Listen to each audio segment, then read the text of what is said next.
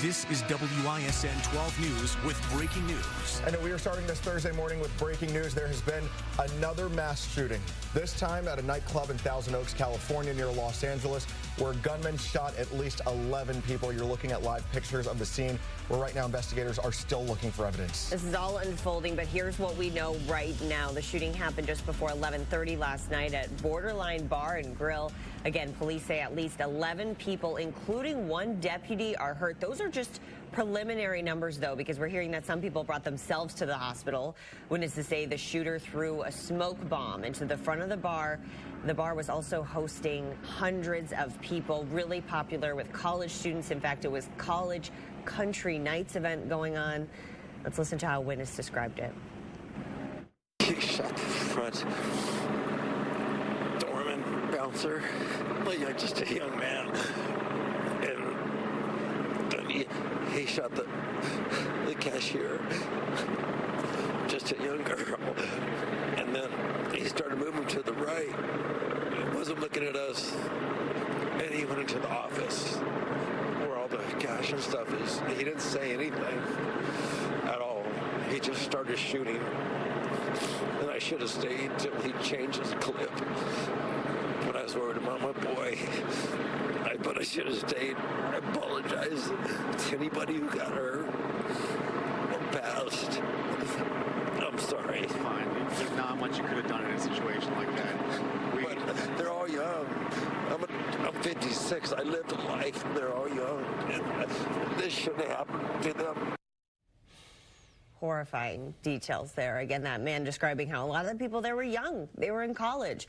The Ventura County Sheriff says the gunman is dead in the bar. Police have said that there is no longer a threat to the community. Just heart-wrenching interview from that man. We want to show you where this happened and where the bar is located. It's along the Freeway 101, about 40 minutes west of Los Angeles. If you're familiar with this area, we're staying on top of this morning all along. And we'll keep you updated throughout the morning. But for now, we want to turn to some of our big stories locally. Road crews are getting ready for the first snow of the season. Germantown crews are transitioning between construction season and winter. They'll put down a brine mix of salt and water on the roads and bridges today. Officials say their equipment also ready to go. Can't believe that time is already here. Let's turn it over to meteorologist Sally Severson's snow. Well, I'm going to call it a winter preview. The difficulty with this one is the timing. Now, it's a heads up for tomorrow morning. All okay this morning weather-wise. We're a little chilly overall. Now, snow timing for tomorrow shapes up like this. Midnight to about 3 o'clock, the light snow will gradually fill in. Between 3 a.m. and 11 a.m., I expect mostly a steady but light snow. And then during the afternoon, snow showers off and on. Generally around 1 inch, but there will be a lot of melt on contact and potentially a little mixy right along the lake thanks to the warmish temperatures of Lake Michigan. Now our attention turns to this morning where it's quiet and dry, a mix of sun and clouds for today. That area of low pressure will continue to get organized and spread that light snow our way. Now for today, we're talking about 35 degrees at Mitchell. For now, winds are light and northwest. They'll go a little bit south for a time today before northwest again a little bit later tonight. So this morning, partly to mostly cloudy. We'll top out near 39 degrees, breezy, and we'll take a look at those first snowflakes coming in just a moment. It was breezy and cool when I drove in this morning. And coming in tomorrow morning, we'll feel even more different. Right. Thank you. All right, now police are searching for a man who was behind a bomb scare on a Milwaukee County bus. As a passenger was getting off the bus last night, he said something to the driver to imply that he had a bomb. That's according to a transit system spokesperson. It happened on Route 61 bus. The driver called the dispatch center, who then called police. MCTS is working with police to get them video of that man involved. 4:34 now. We have new details just in following a crash involving a Milwaukee police car. Police say that the squad car hit another vehicle while on their way to assist fellow officers making an arrest. Here's a look at the scene near 44th and Locust. Some pretty bad damage there. Police tell 12 News the two officers, ages 24 and 25, have minor injuries. A 44-year-old man in the other car is in the hospital. They're expecting him to be okay. Police are still investigating what exactly led up to this crash. 5 people are hurt after a terrible two-car crash on I-43 south. This happened near Good Hope Road. All lanes were blocked as North Shore fire crews worked to get everyone out into the hospital. We know that one of the victims is in critical condition. It took more than 4 hours for the freeway to open back up. It's 4:35, and we want to get you caught up on the latest with the governor's race. Governor Walker conceded the election to Tony Evers 13 hours after Evers claimed victory on election night. Now, the governor issued a statement but has not publicly spoken. Governor-elect Evers says Walker called him to concede the race, and the two talked about the transition of power. It is a process that Evers says that he has been thinking about for some time. Program. It also a lot of really positive. I'm also looking to staff the Evers administration with some really significantly talented people representing the diversity that the state of Wisconsin has. And we're going to pick people who will always, as we do, the three of us standing up here, put the people of Wisconsin first. Well, Evers says that he'll start that transition process in the next few days, and then 2 months from now, he will take the oath of office. Now, one of the big winners in this week's midterm election, marijuana. Take a look at this map here. So voters overwhelmingly approved referenda all over Wisconsin. You can see this is color-coded in terms of medical, recreational, or both. Well, now NORML, a group advocating marijuana legalization, wants to meet with Governor-elect Tony Evers.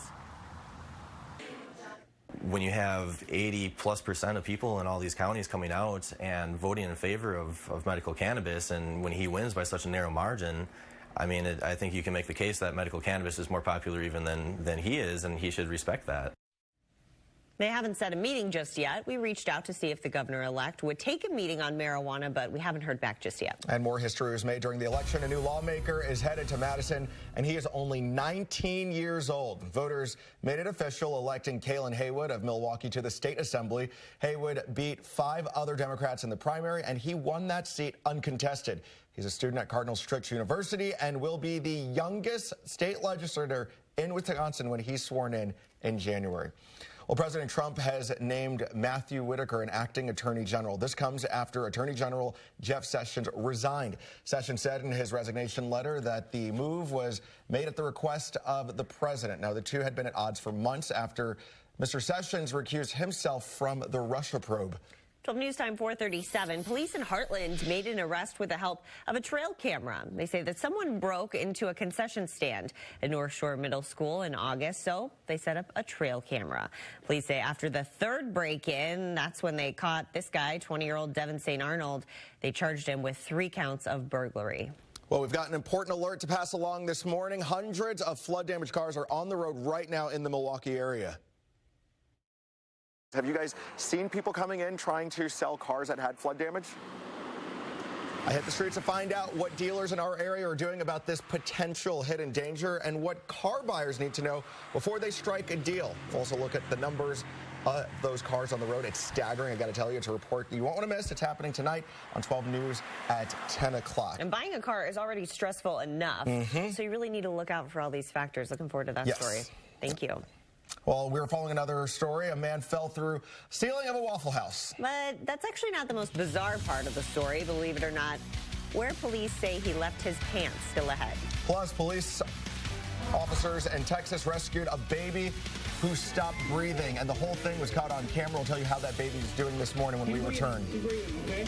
And as we head into the break, we want to continue to follow breaking news out of Thousands Oaks, California, where a gunman opened fire. Let's go ahead and listen in here. We made it up the hill. We heard the second time. Every Wednesday. The gunfire break out a second time? Yeah. And this young woman's hand right here, this is the mark. I assume they make that when you go in the door, right? yeah. And this is a very... Can you describe what happened? Did you see the shooter? Only for a split second. As soon as I looked back and saw him shoot the gun, I ran and tried to get cover. What kind of gun did he have?